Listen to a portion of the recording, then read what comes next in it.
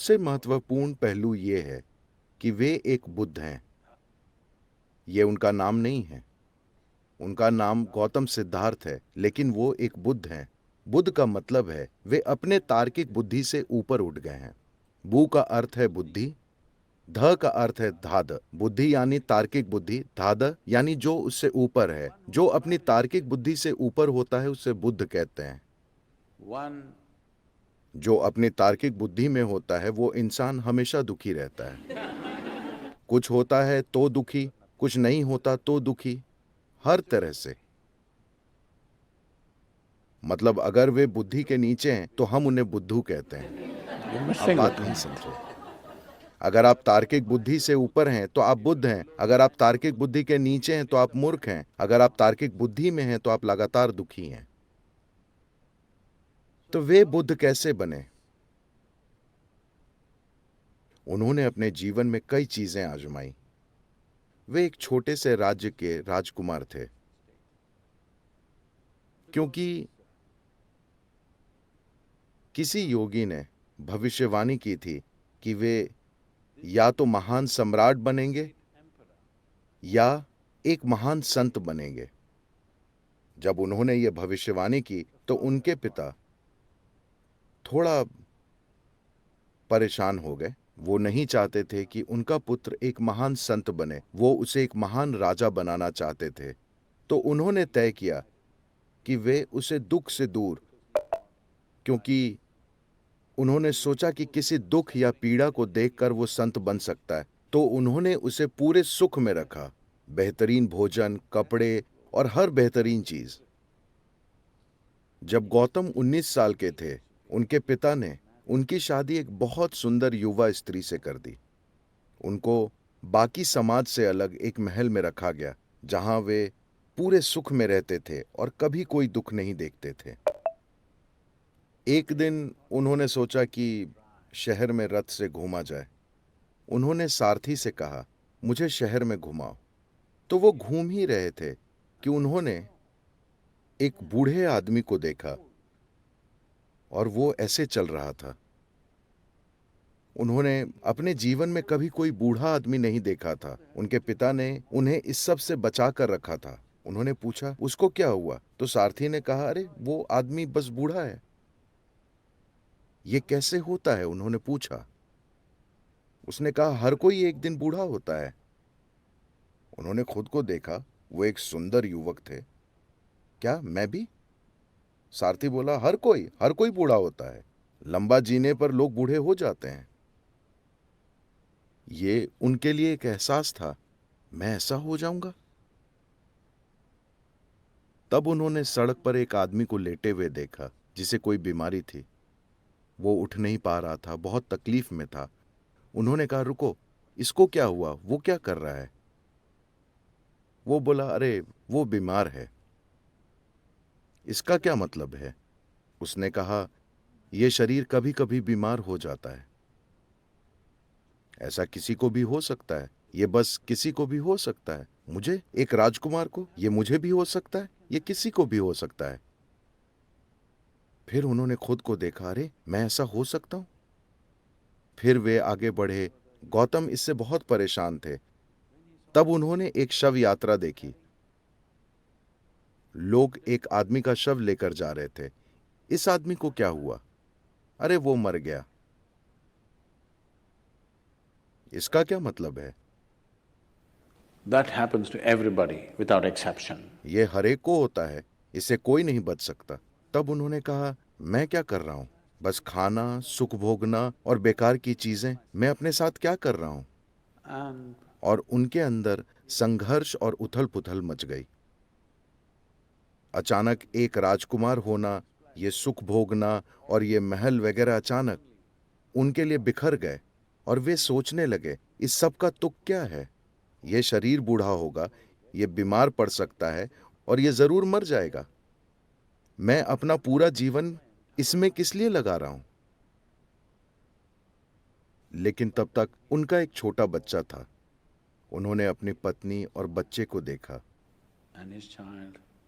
वे उस प्यारी पत्नी और उस सुंदर छोटे से बच्चे को छोड़ नहीं पाए। वे संघर्ष संघर्ष और संघर्ष करते रहे। By then, तब तक 1.25 साल गुजर गया। जब वो बालक 1.5 साल का था, वे और नहीं रुक पाए। आधी रात को एक चोर की तरह, बिना किसी को बताए, वो महल से बाहर निकले और हमेशा के लिए चले गए। वे खोजने निकले थे कि मैं इस जीवन के सत्य को जानना चाहता हूं। वो एक मठ से दूसरे मठ में घूमते रहे। ये वो दिन थे जब भारत में कई तरह की पद्धतियां स्थापित थीं। एक समय था जब 1800 से ज्यादा पद्धतियां थीं। मेरा मतलब सिर्फ संस्थाओं से नहीं है। साधना करने के 1800 तरीके, योग के 1800 अलग अलग तरीके, उस किस्म के नहीं जो आप कैलिफोर्निया में देखते हैं। कोई ऐसे कर रहा है, कोई वैसे कर रहा है। ये वाकई जटिल तरीके थे। आज मेडिकल साइंस जैसी होती जा रही है वैसे। 25 साल पहले अगर आपको मेडिकल जांच करानी होती तो आप बस अपने फैमिली डॉक्टर से मिलते थे। आज आपके शरीर के हर हिस्से के लिए डॉक्टर मौजूद हैं। कुछ साल पहले मेरे घुटने में चोट लगी थी क्योंकि मैं फुटबॉल खेल रहा था और मेरे घुटने में कुछ टूट गया और मुझे वहां से जाना था और फिर भाषण देना था। इसी घुटने की चोट की वजह से मैंने गोल्फ अपनाया। किसी ने मुझसे कहा, मुझे एक गोल्फ किट भेंट की और कहा, सदगुरु, आप कोई दूसरा खेल खेलने के लिए अब बूढ़े हो गए, तो आप बस गोल्फ खेलिए। तो मैं अटलांटा में कहीं बैठा था, किसी जगह भाषण दे रहा था। तब मुझे दर्द था और मैं हिल भी नहीं पा रहा था। तो फिर आखिर में, मेरा मतलब है कि जब मैं बोल रहा था, एक आदमी ने हाथ उठाया। मुझे लगा कि वो प्रश्न पूछना चाहता है, लेकिन उसने कहा, सदगुरु, इसके बाद मैं आपके घुटने की जांच करना चाहता हूँ। मैं घुटने का डॉक्टर हूँ। तो मैंने कहा, अच्छा, आप हड्डियों के डॉक्टर हैं? उसने कहा, नहीं नहीं, मैं घुटने का डॉक्टर हूँ। तब मैंने पूछा, दायां घुटना या बायां? आप किसके डॉक्टर हैं? तो विशेषज्ञ बनना बढ़ रहा है।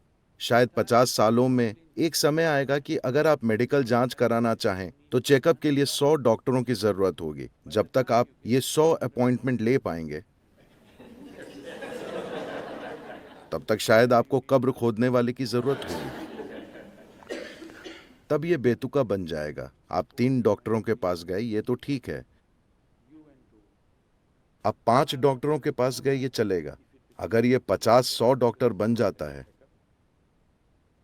तो ये बेवकूफी होगी, है ना? योग पद्धति के साथ ऐसा ही हुआ। लोग बहुत छोटी छोटी चीजों में विशेषज्ञ बन गए। हर विशेषज्ञता अपने आप में बहुत फैली हुई थी। किसी ने आकर अभी मुझे बताया, दांतों के डॉक्टर यहाँ हैं, ठीक है, छोड़ देते हैं। मिसाल के लिए दंत चिकित्सा, बस 32 दांत होते हैं, ठीक है। right. वे 9 साल पढ़ते हैं, 32 दांत और 9 साल की पढ़ाई। इसके बावजूद वे इसके बारे में हर चीज नहीं जानते। सृष्टि की प्रकृति ही ऐसी है। अगर आप एक बार में एक दांत का अध्ययन करें तो आप देखेंगे कि हर दांत में कुछ खास होता है। एक व्यक्ति बस एक दांत के बारे में जानने में पूरा जीवन लगा सकता है। कल्पना कीजिए कि अपने मुंह की जांच के लिए आपको 32 डॉक्टर की जरूरत हो। आप एक त्रासदी बन जाएंगे, है ना? तो जैसे जैसे विशेषज्ञता बढ़ेगी, एक सीमा के बाद ये हास्यपद बन जाएगा। यही योग के साथ हुआ। इसने वो सीमा पार कर ली 1800 schools, different specializations of yoga happened. जहां योग की 1800 अलग अलग विशेषज्ञताएं हो गईं। इसी दौरान पतंजलि हुए और उन्होंने हर चीज को योग सूत्रों में बांध दिया ताकि इसका अंतहीन फैलाव कम से कम हो जाए। तो जब गौतम हुए, वो पतंजलि के बाद का समय था। फिर भी कई चीजें मौजूद थीं, तो वो एक पद्धति से दूसरी पद्धति में गए। उन्होंने समाधि के 8 विभिन्न तरीकों का अनुभव पाया।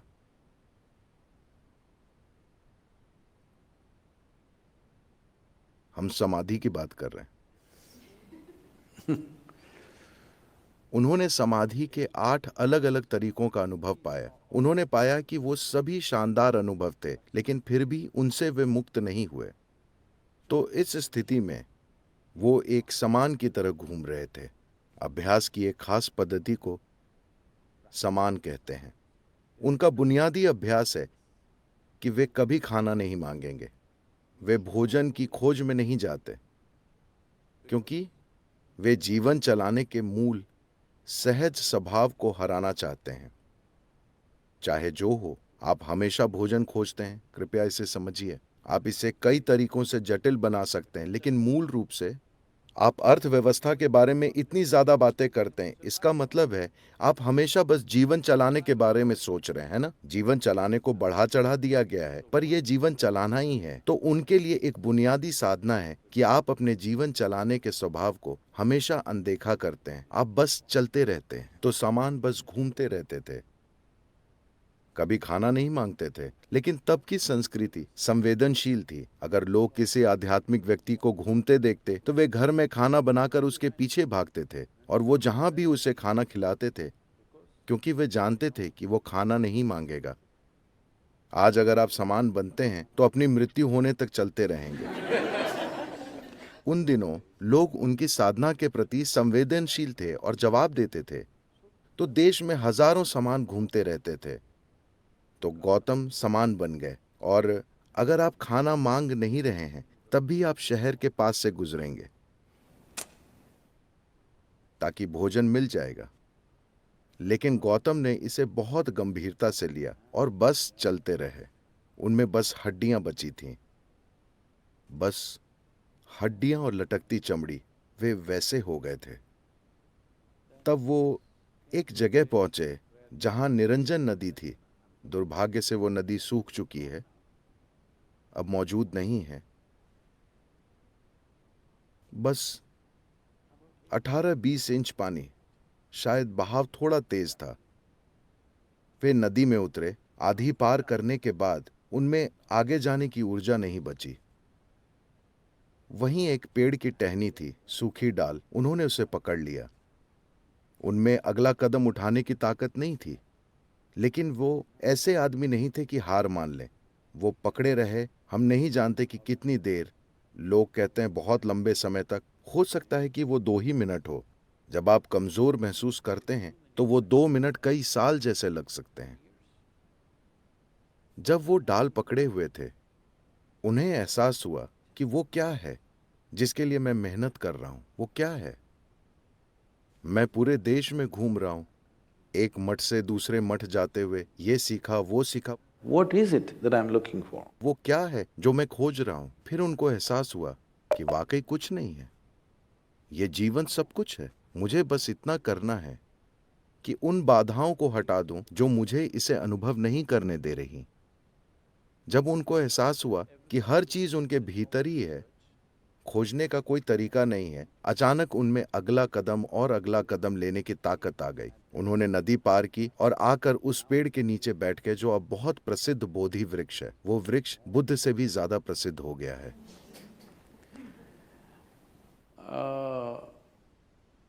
उस पेड़ का एक हिस्सा बचा हुआ है, या उससे उगा अगला पेड़ बोधगया में अब भी मौजूद है। And वे पेड़ के नीचे बैठ गए। वो पूर्णिमा की रात थी जो अब 18 मई को आ रही है।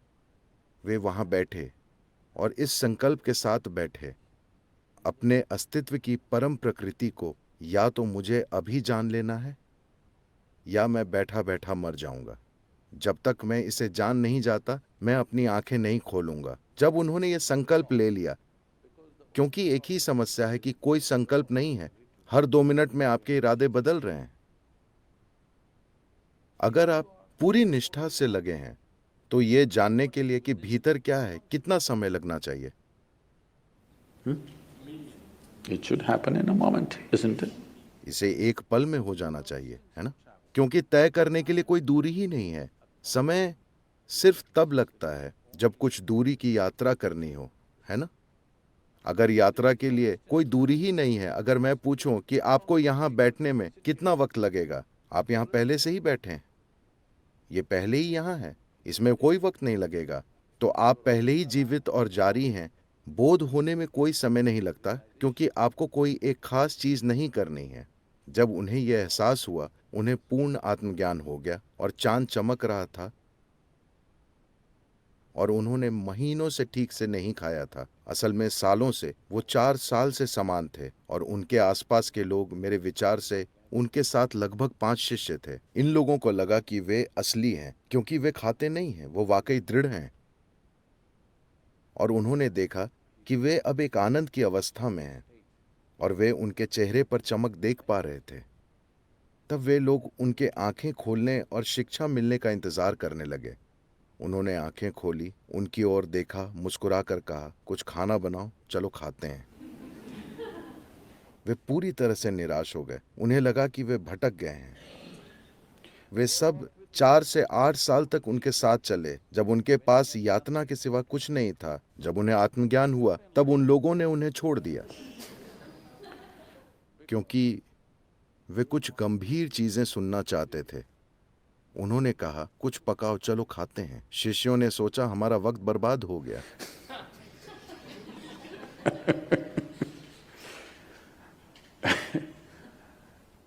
उनके जीवन में कई सुंदर घटनाएं हुई हैं।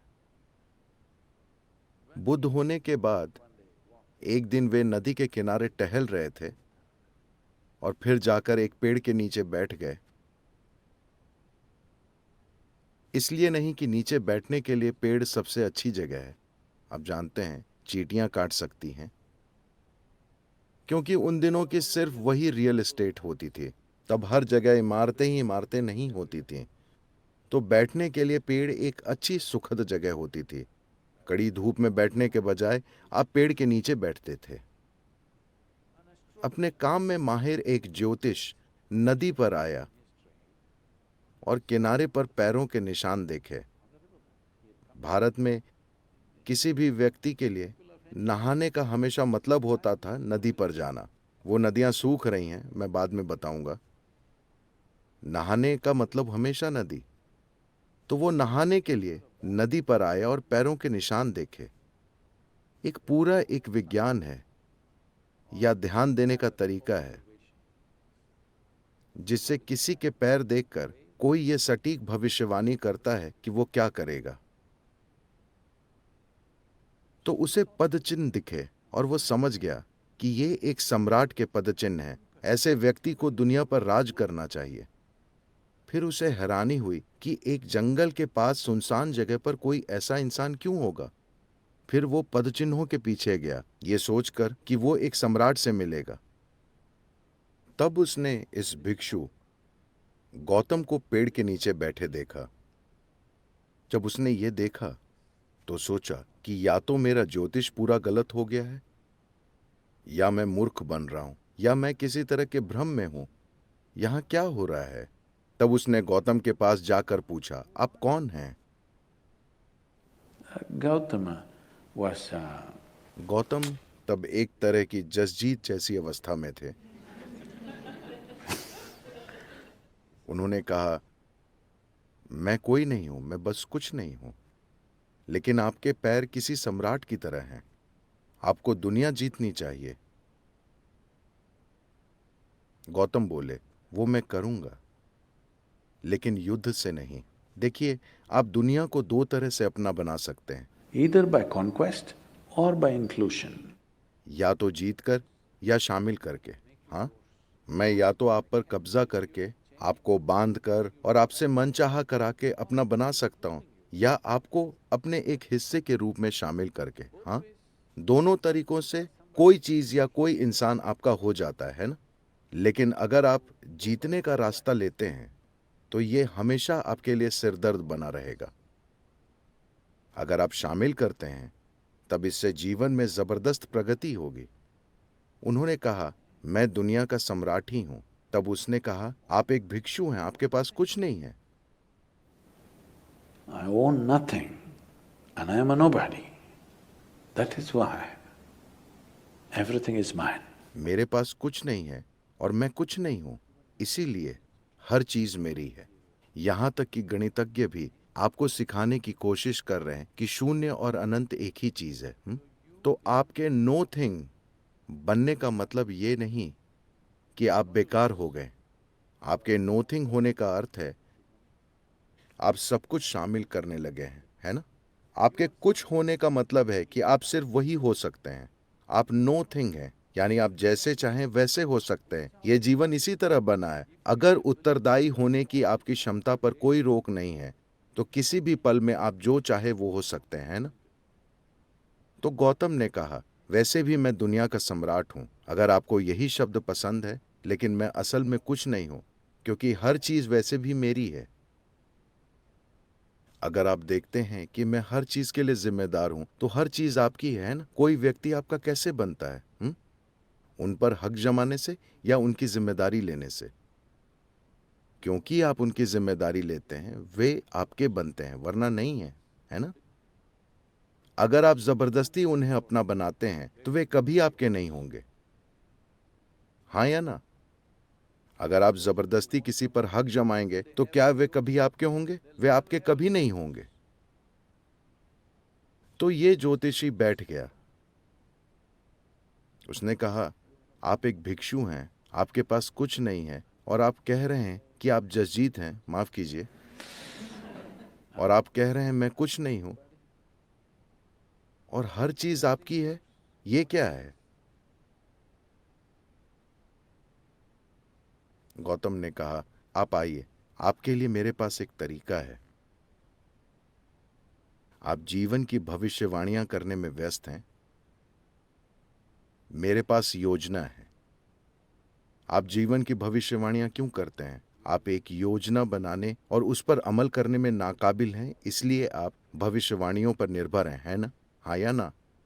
अगर आप एक योजना बना पाएं और उस पर अमल कर पाएं, तो क्या आप भविष्यवाणियों पर निर्भर होंगे?